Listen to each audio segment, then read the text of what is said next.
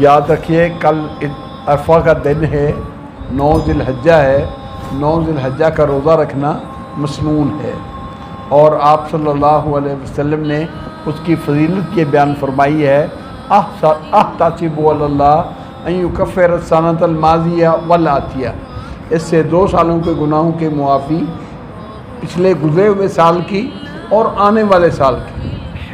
آنے والے سال کی معافی، جو گناہ ابھی ہوئے نہیں ان کی معافی کا کیا مطلب؟ علماء نے اس کے 2 مطلب بیان کیے ہیں۔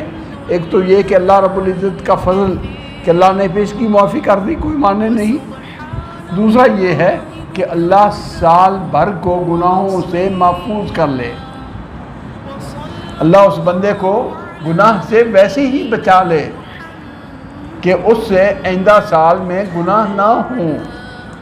میرے بھائیوں، یہ بہت عظیم فائدہ ہے، بہت عظیم فائدہ ہے، بہت عظیم فائدہ ہے۔ اللہ کی توفیق سے ہی نیکی ہو پاتی ہے، اور اللہ کی توفیق ہی سے آدمی گناہوں سے بچ پاتا ہے، اور یہ اللہ کی توفیق حاصل کرنے کا، اللہ کی مدد حاصل کرنے کا بہترین ذریعہ ہے۔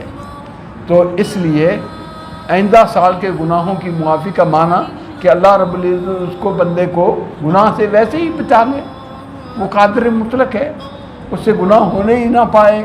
تو یہ اللہ کا کرم کی اور اللہ کی رحمت کی امید ہے، اس لیے کل کا روزہ اہتمام سے رکھو۔ اللہ توفیق عطا فرمائے۔